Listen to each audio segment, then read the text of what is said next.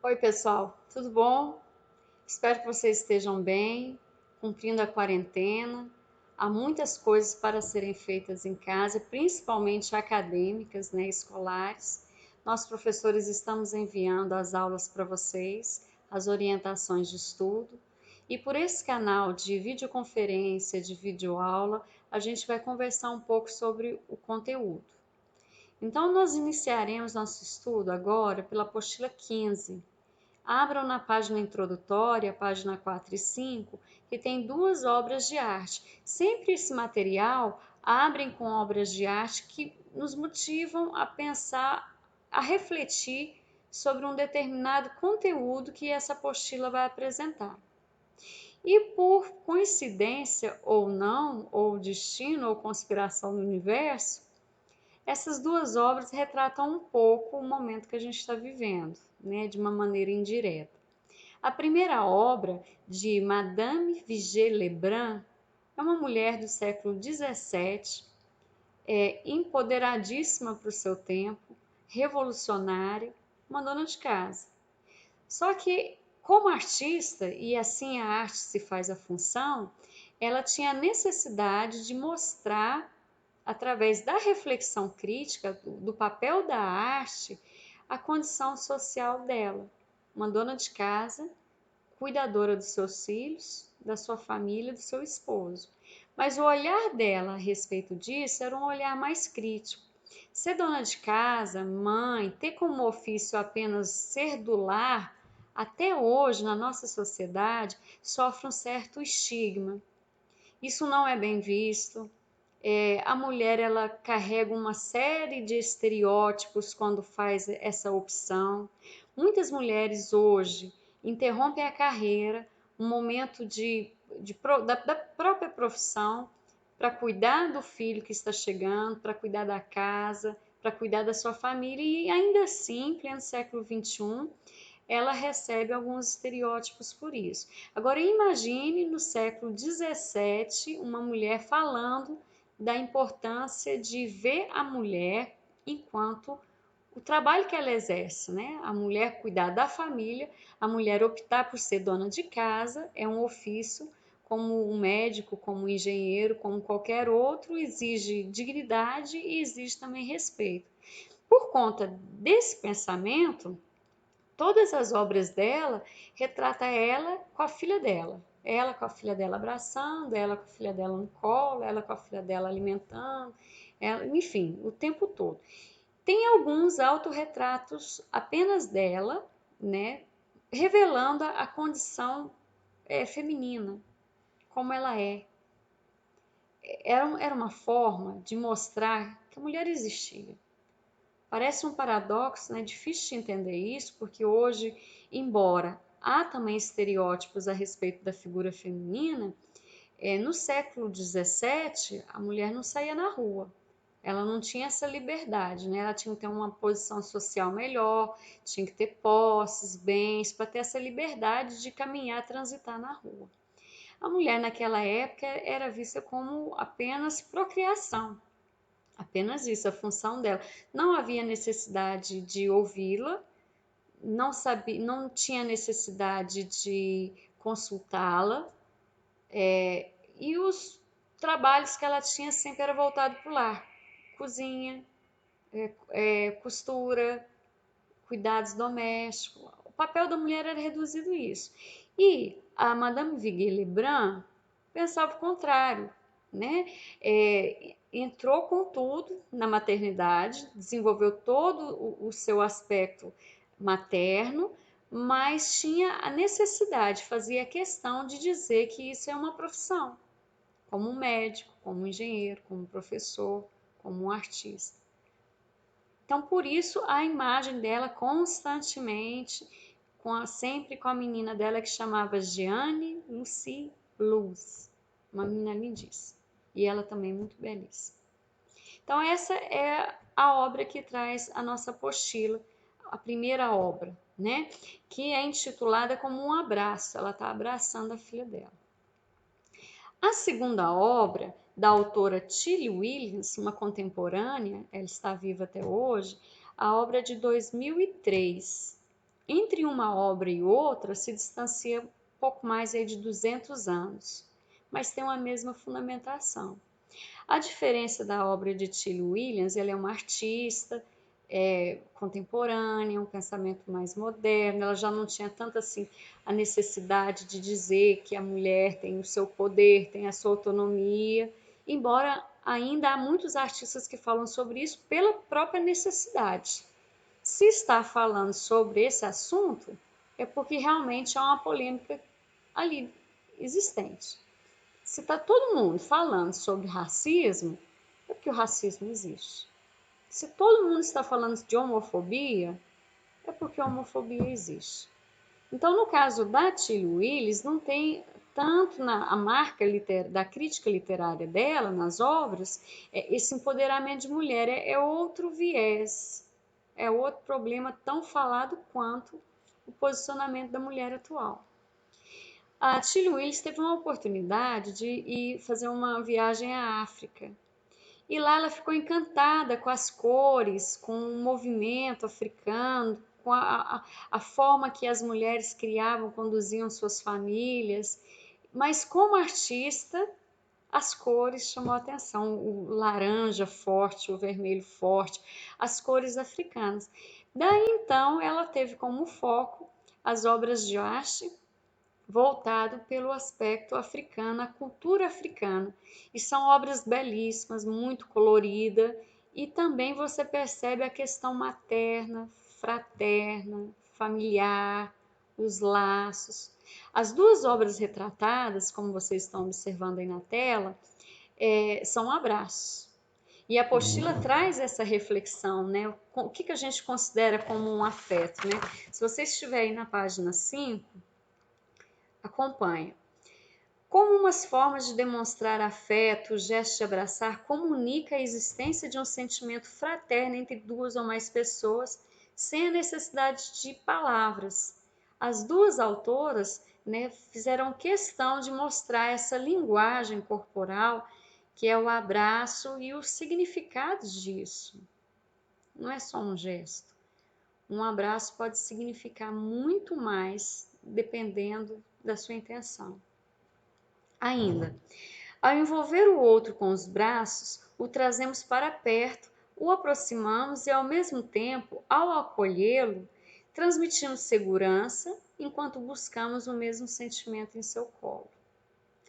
É uma parte introdutória que nos faz refletir sobre quais são os propósitos dessas duas autoras, né? Dessas duas artistas. Lembrando que o que o autor pretende apresentar é uma coisa. A interpretação, isso é responsabilidade do leitor. Isso é você, de acordo com os olhos que você tem, a maneira que você vê o mundo, vê as coisas ao seu redor. Aí vai chegar uma interpretação mais pontual ou não. Não é a obra, é você. A maneira como você vê as coisas, sente, percebe. Agora a conta chega.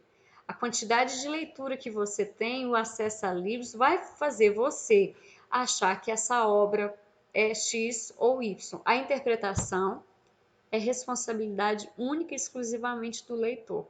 O autor não tem nada com isso. E às vezes não conseguimos captar o que o autor quis dizer porque desprezamos o contexto histórico, a história desse autor, a trajetória.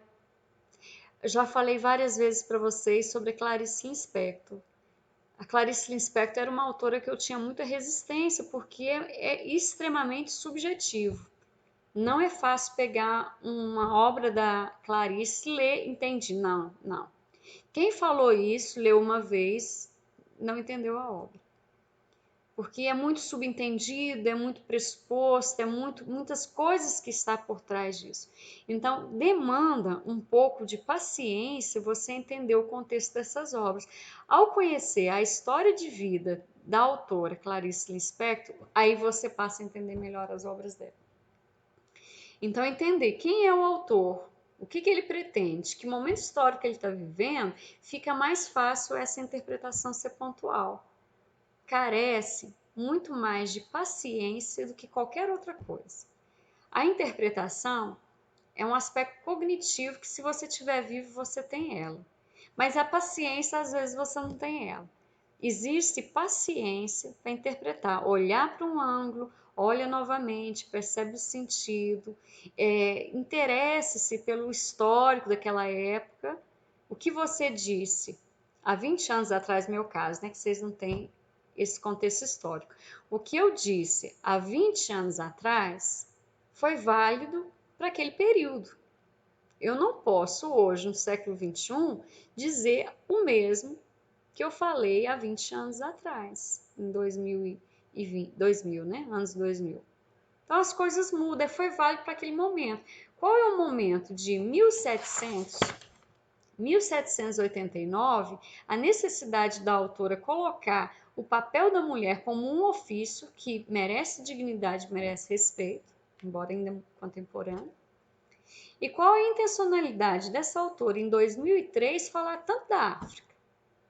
Então, a sua curiosidade, ela tinha que estar a partir desses princípios. Por quê? Por quê? Por quê? Por quê? Há uma razão, há um motivo.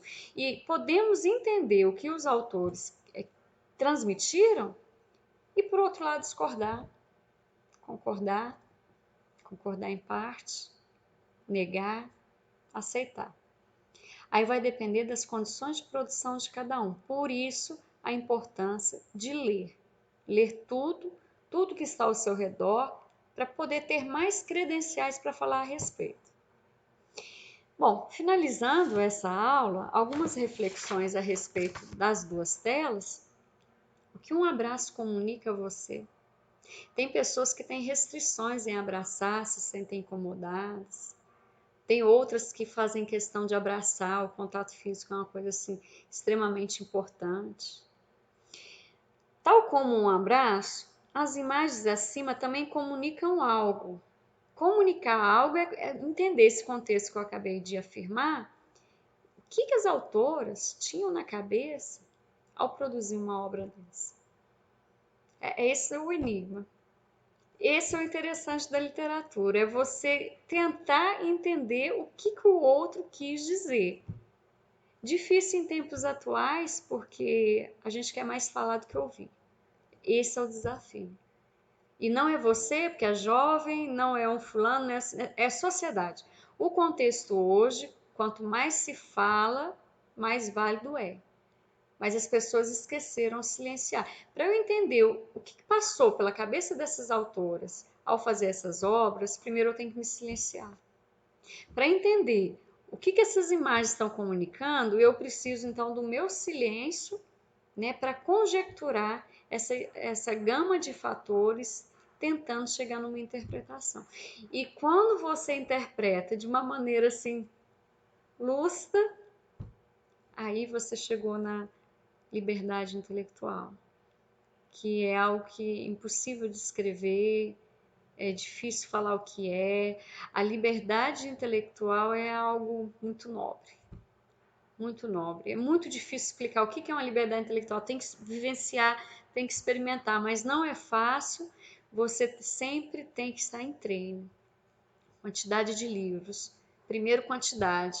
Quando você tem acesso a um número considerável de livros, aí aparece a qualidade, você começa a escolher algumas coisas e entender com mais veracidade as interpretações, os sentidos transmitidos por uma obra de arte, por exemplo. Bom, feita a análise dessas duas obras, considerando a intencionalidade e o objetivo das duas autoras, duas obras com 200 anos de diferença, o material ainda apresenta a música de Tom Jobim e Vinícius de Moraes, Chega de Saudade.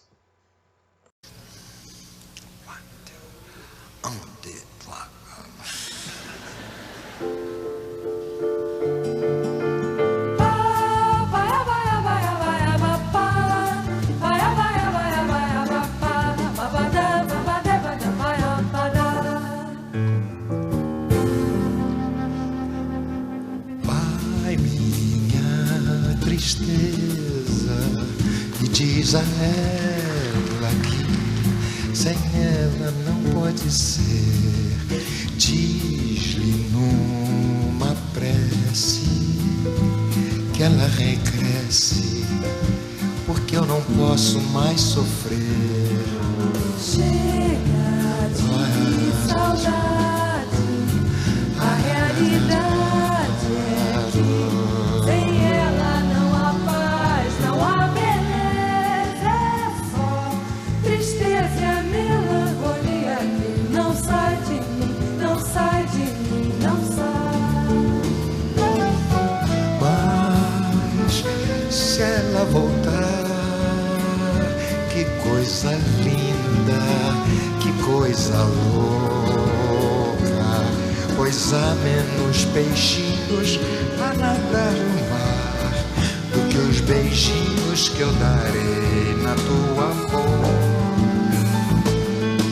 Dentro dos meus braços, os abraços são de ser milhões de abraços apertados, colados, calados, abraços e beijinhos e carinhos sem ter fim, que é pra acabar com esse negócio de você viver sem mim.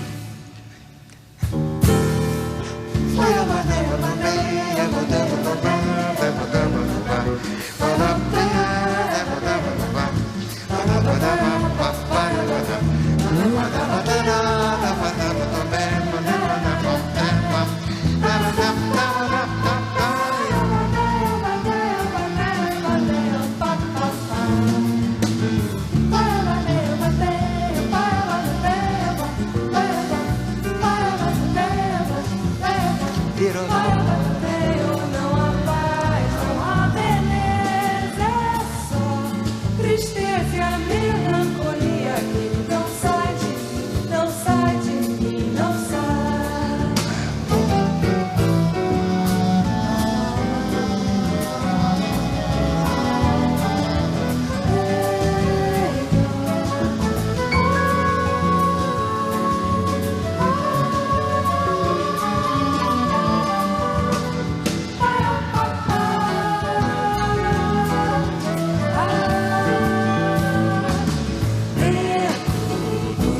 Os meus braços, os abraços são de ser milhões de abraços apertados assim, colados assim, calados assim, abraços e beijinhos e carinhos sem ter fim, que é pra acabar com esse negócio de você viver sem mim. Não quero mais esse negócio de você longe de mim. Vamos deixar esse negócio de você viver sem mim.